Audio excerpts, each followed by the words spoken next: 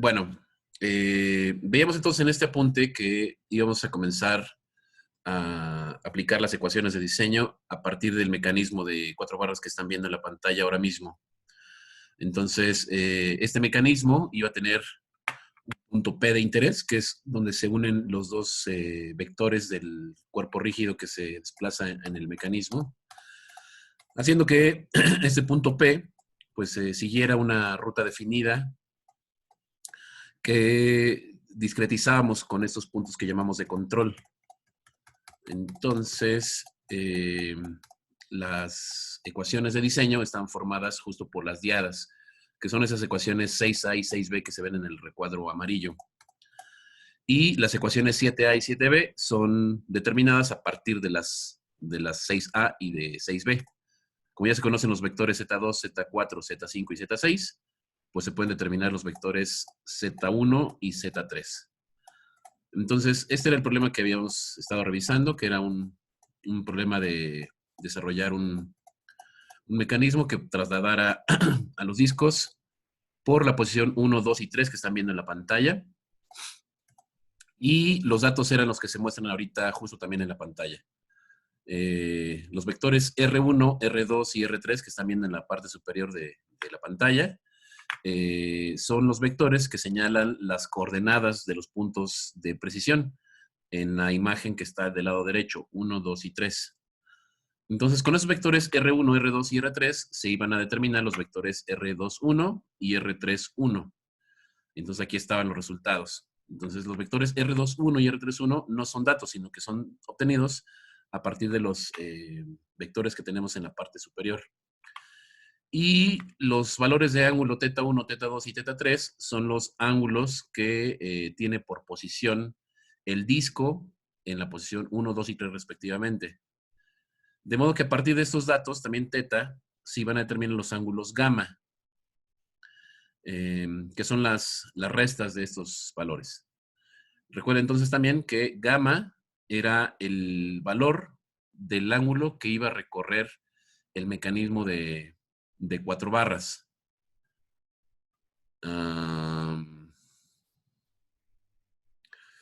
Entonces, se los explico en un esquema. Me voy a dejar de compartir este. Y voy a compartir la pizarra.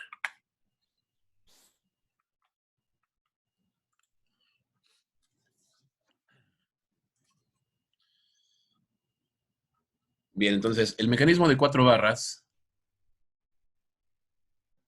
¿Dónde estás?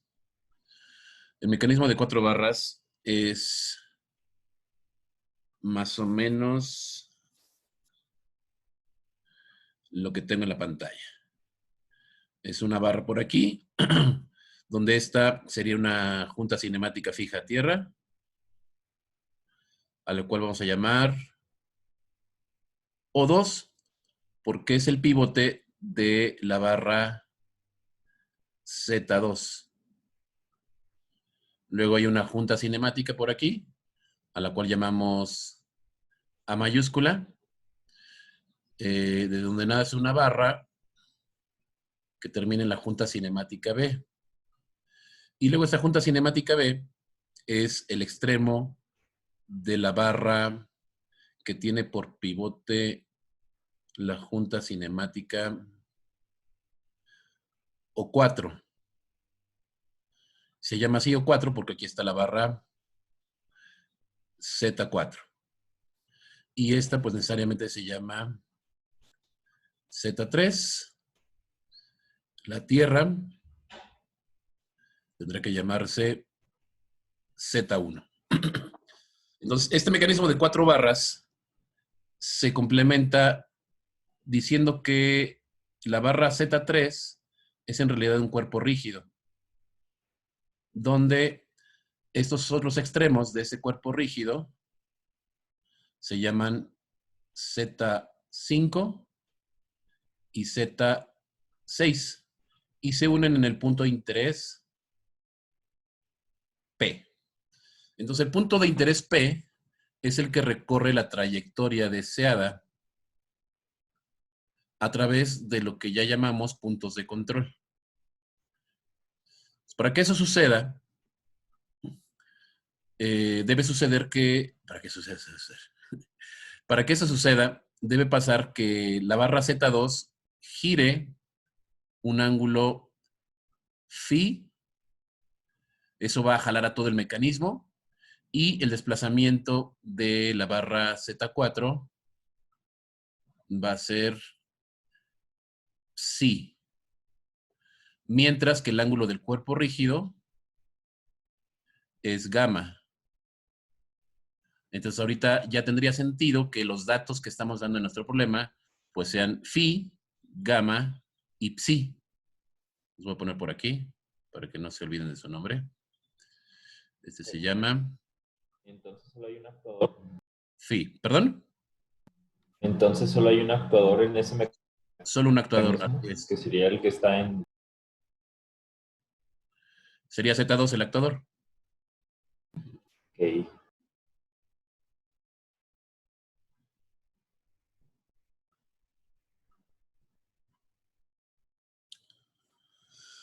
Bueno, entonces regreso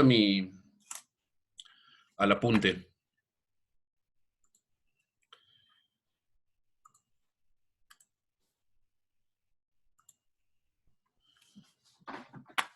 Entonces decía que a partir de los valores de teta se obtienen los ángulos gamma, que será lo que traslada el cuerpo rígido. Entonces, ¿qué pasó?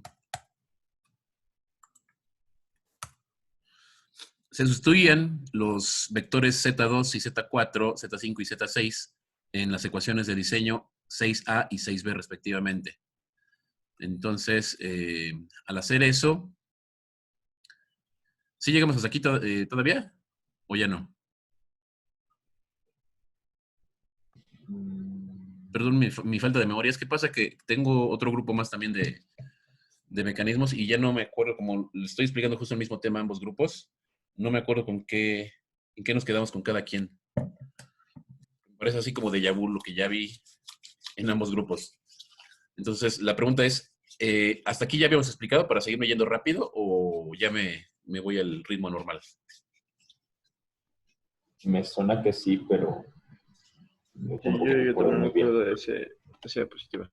Ok, entonces sigo yendo rápido.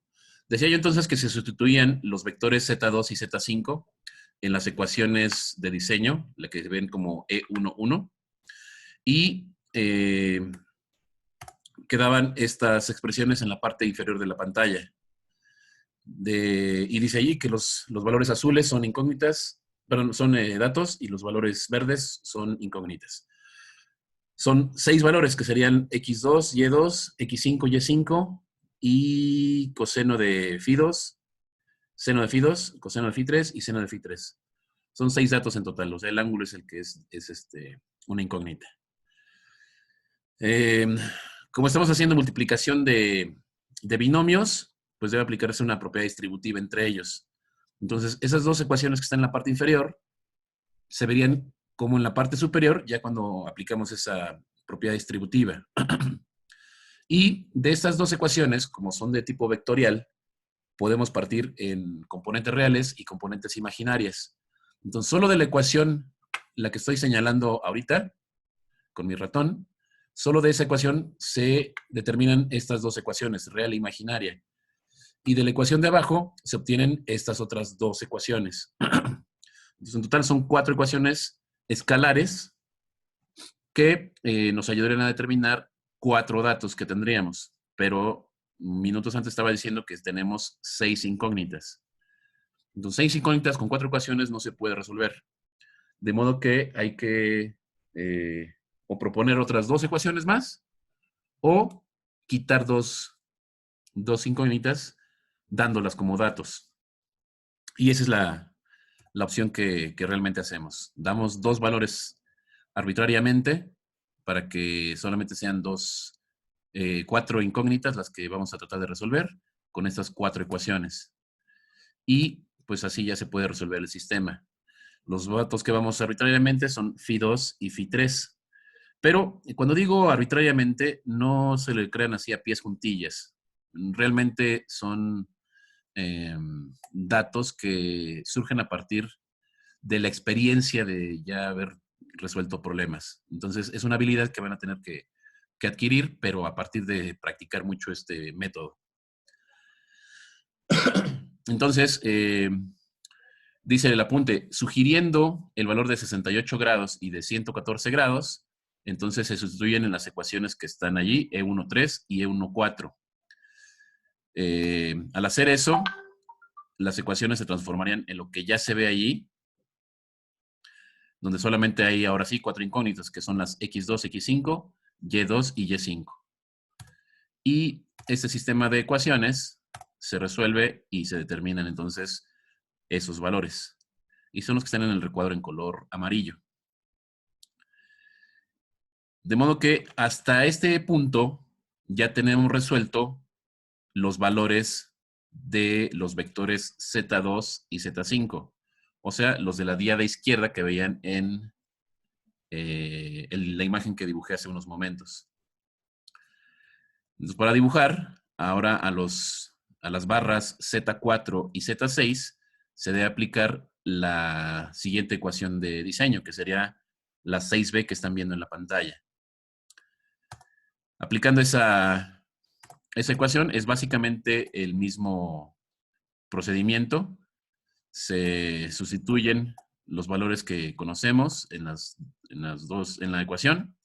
Se obtienen esas dos ecuaciones vectoriales, se aplica la propiedad distributiva, se separan en componentes reales e imaginarias cada una de esas dos ecuaciones vectoriales para obtener 4 escalares. Y de estas 4 escalares se proponen 2 datos adicionales, que serían los valores psi2 y psi3. Que comentaba hace unos momentos, son arbitrariamente, pero así entre comillas, arbitrariamente. Entonces, proponiendo esos 2 valores, como están en los datos en la parte superior de la pantalla, de 61 y 34 grados, ambos negativos, se sustituyen en las 4 ecuaciones y ya son 4 ecuaciones con 4 incógnitas. Entonces se resuelve otra vez el sistema y se obtienen esos valores. De modo que con X4 y Y4 tenemos a Z4 y con X6 y Y6 obtendríamos a Z6. Entonces ya tenemos a 4 de las 6 barras o 6 vectores que necesitamos para nuestro mecanismo. Ya en este momento tenemos conocidos, creo que ya se puede mover aquí. En este momento ya tenemos conocidos a Z2, que sería esta barrita. Tenemos conocidos a Z5, Z6 también ya es conocido, y Z4. Entonces me falta Z3 y me falta también Z1. Pero esas barras, disculpen, estas barras se obtienen a partir de las otras 2 ecuaciones de diseño, que serían la 7A y la 7B, que se ven en la parte inferior de la pantalla. Y son nada más sumando o restando los vectores de las barras que ya conocemos. Entonces, se retoman los valores Z2, Z5, Z4 y Z6 y se sustituyen en las ecuaciones 7A y 7B. Entonces, los resultados serían esos valores que están en el cuadro mostaza, el tercer cuadro mostaza, que sería Z3 y Z1. Entonces, ya en este momento,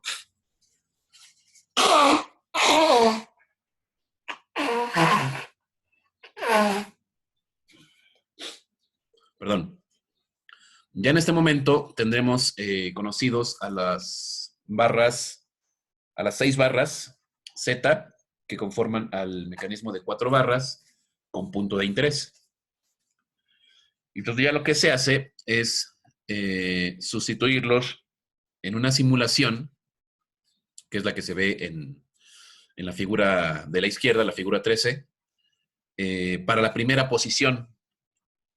Y en esta simulación, entonces, se debe verificar que realmente pasa por los puntos de control en las posiciones mostradas. Entonces, al hacer eso,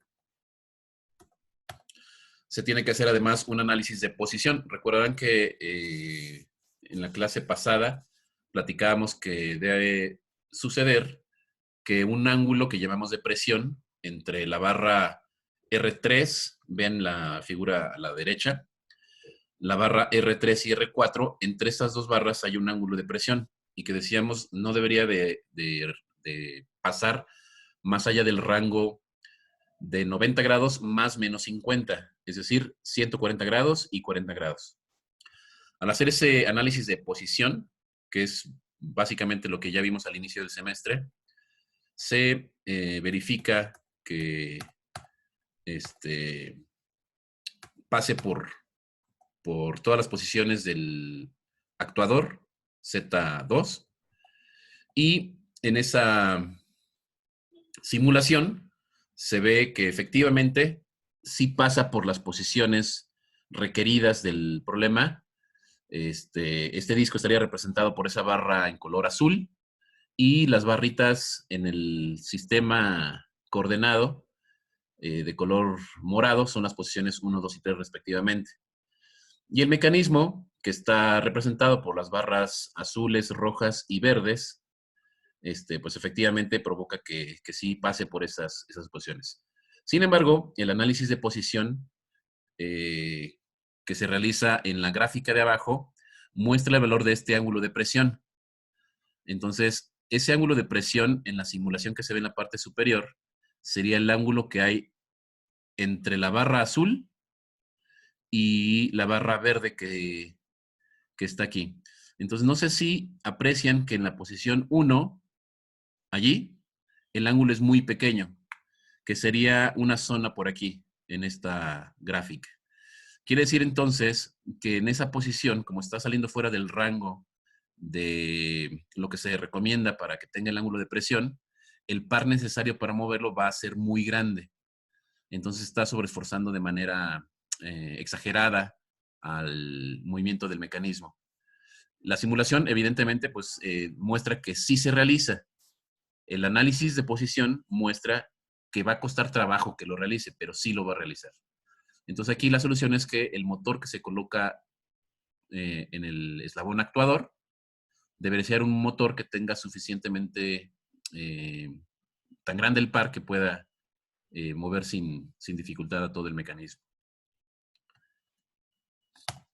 Entonces, ahora el problema que vamos a tratar de resolver es este que se muestra en la figura, que es trasladar una caja desde una banda transportadora en la parte inferior del lado derecho, aquí, hasta otra banda transportadora en la parte superior del lado izquierdo, aquí.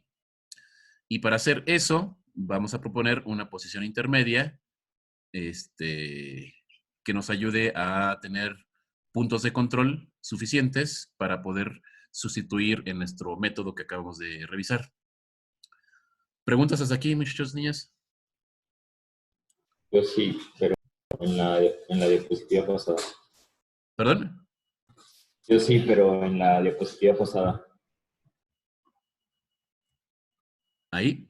Ajá, ahí cuando dijo que como el ángulo era mucho menor y se necesitaba una fuerza para más fuerte, Sí. no se podría solamente como volver a rediseñarlo para que se cumpla ese ángulo. Así es, sí. Es la otra opción. Que retomemos, Pero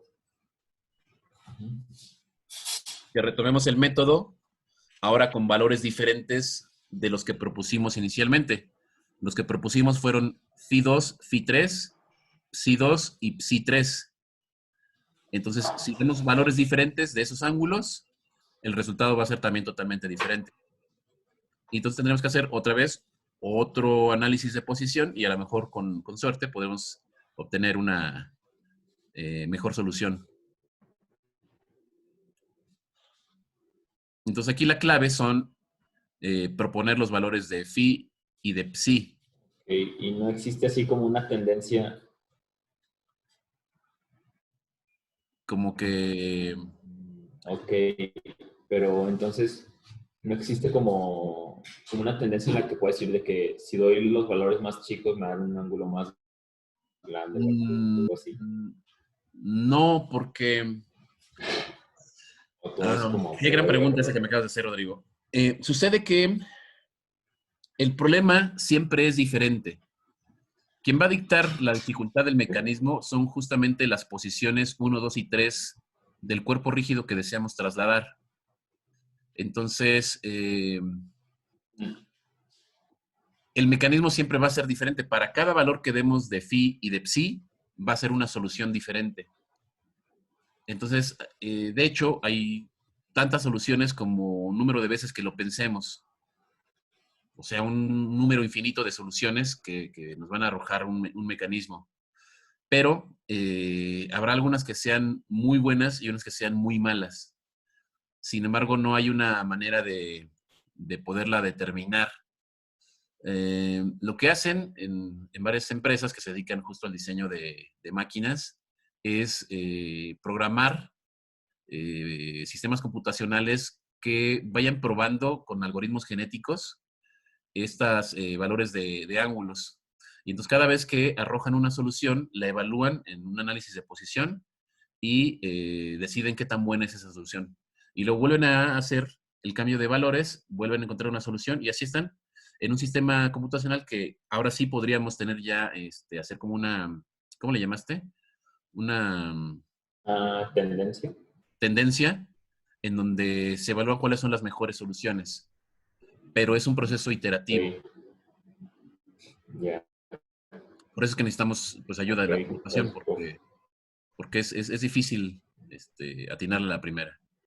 sí, son muchos cálculos. Así es, así es. Pero pues tenemos a nuestra Ok, amiga gracias. computadora, entonces no pasa nada. Ella hace trabajo por nosotros. Excelente. Bueno, Gracias, profe. no, no es nada. Me parece. Entonces vamos a aplicar la solución. Entonces, por favor, anotemos esos datos. Anoten el valor de los vectores R1, 2 y 3. Ahí en una hojita que tengan a la mano, anoten esos valores. R1 es 0, 0 más 0 de I. R2 menos 6 más 11i. R3 menos 17 más 13i. Esos tres vectores representarían a las posiciones 1, 2 y 3 del punto de control. Y los datos θ1, θ2 y θ3 de 0, 22 y 68 grados respectivamente muestran la posición que tiene el cuerpo rígido que vamos a trasladar. Entonces, si se fijan en la figura que tenemos a la derecha, notan que R1 representaría a este punto donde tengo mi ratón, porque ahí está el sistema de referencia justamente. Por eso es que es 0 más 0i. R2 representaría este punto de la caja y R3 representaría este punto en la caja. Teta 1, 2 y 3 representa la posición que tiene la caja respecto de la horizontal. Entonces aquí está a 0 grados, aquí se ve a 22 grados, gira un poco, y aquí está a 68 grados. Entonces esta caja está girando hacia el sentido antihorario para poder llegar al transportador 2. Y con estos datos de R y de teta se obtienen R21, R31, gamma 2 y gamma 3.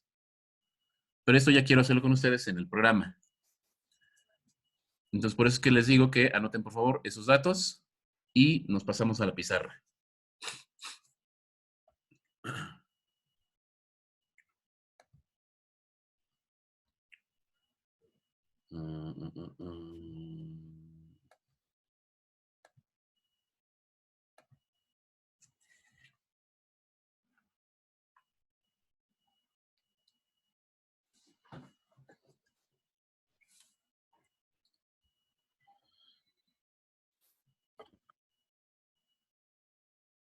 Ya estás.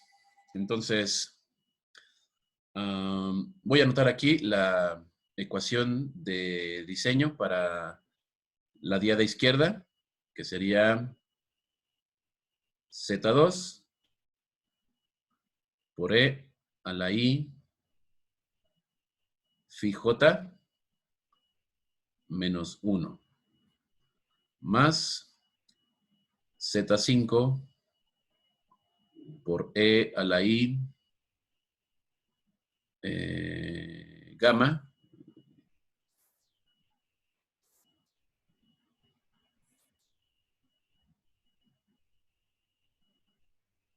J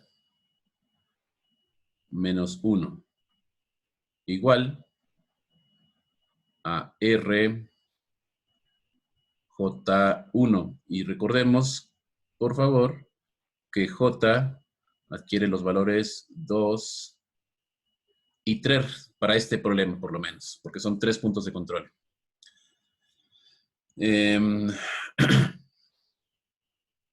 Z2, ya habíamos comentado, es igual a sus componentes X2 más I por Y2. Uy, quiere decir actualizar. Y voy a multiplicar el paréntesis que tenemos aquí, pero también vamos a sustituir el valor del número de Euler, que es un vector. Es el cis, coseno de phi, donde J, ahorita voy a sustituir el 2, lo voy a poner aquí, coseno de phi 2, más I por el seno de phi 2 menos 1. Más, hago lo mismo ahora con Z5, lo sustituyo por X2. Ay, ¿qué dije que X2? Es X5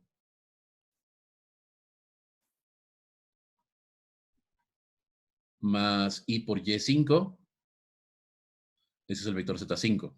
Y multiplica al cis de gamma.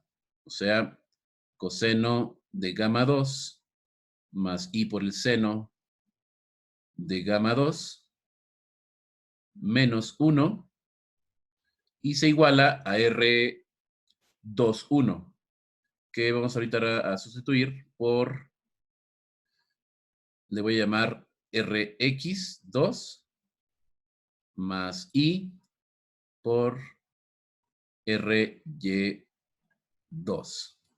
Entonces, toda esta ecuación que estoy subrayando, así completita, es esta ecuación.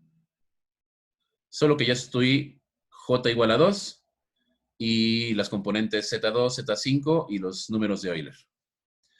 Y aplico propiedad distributiva. Ahí en la segunda suma, la X, ¿qué subíndice tiene? 5. Está el... Es, Esta de aquí, ¿no? sí, Es X5. Uy, quedó igual.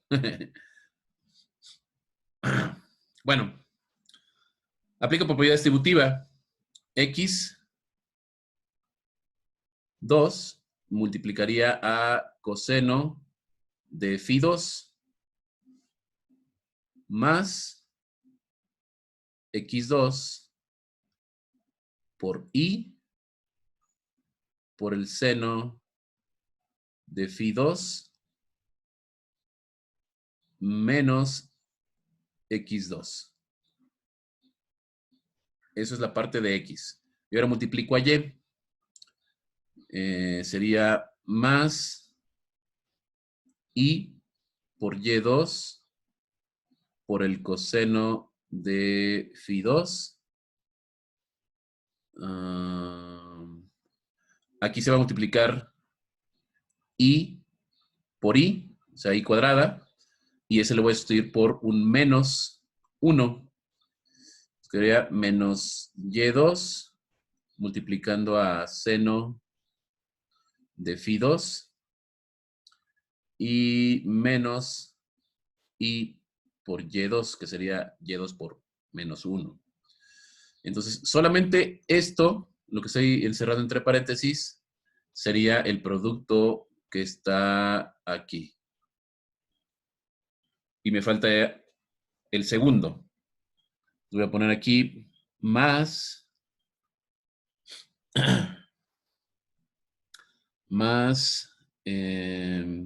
ahora sería x5 por el coseno de gamma 2 más y por x5 por el seno de gamma 2 menos y por x5.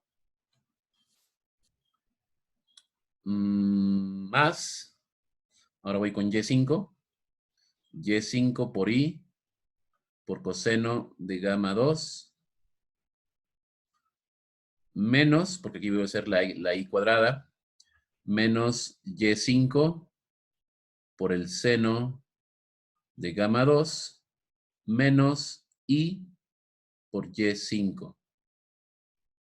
Y aquí terminé el segundo producto entre esos paréntesis. Entonces aquí voy a poner un más. Y esto lo igualo a el paréntesis de arriba de las r's. O sea, rx2 más i por ry2. Hasta aquí nada más he sustituido j igual a 3. Si sustituyo a j igual a... Dije a 3. J igual a 2. Si sustituyo a j igual a 3, lo único que cambiaría cuando j tenga este valor, lo único que va a cambiar es que voy a sustituir aquí, donde es ese2, voy a poner un 3. Aquí también. Aquí, 3 y 3. Y con las gamas sucede lo mismo. Aquí, aquí, aquí y aquí. Y lo mismo con R's. Aquí sería 3 y aquí también 3.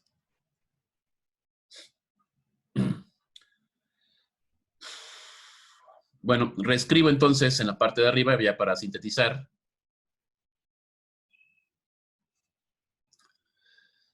Y voy a factorizar además. X2 multiplica a coseno de phi2, que sería esto de aquí. Y también anda por aquí x2. Entonces ahí voy a poner menos 1 para ya no escribir tanto. Después está y esto es real además. Es una parte real. Y voy a escribir también a la parte imaginaria, que sería i por x2. Y este multiplica a el seno de phi2. Luego voy a hacer lo mismo con y. Y2, la parte real multiplicaría a menos seno de phi2, nada más. Y la parte imaginaria de y2 multiplica a coseno de phi2 y menos 1.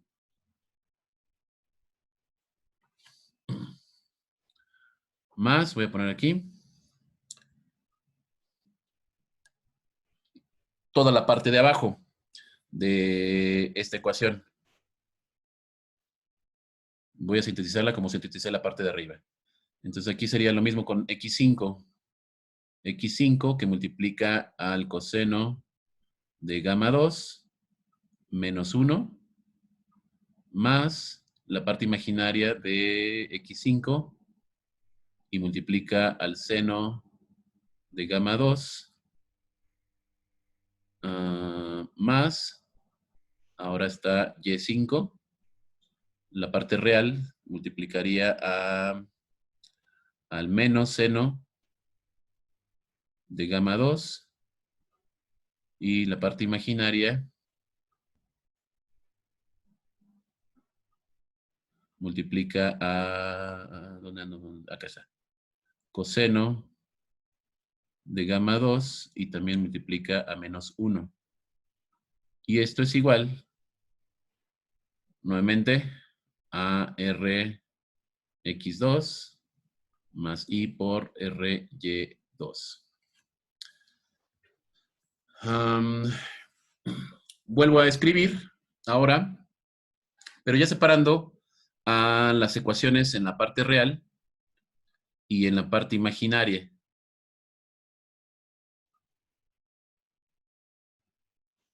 Ya se va a Entonces, acabar el Zoom, prof. ok, sí, tiene razón. Voy a parar la transmisión y les vuelvo a mandar la liga.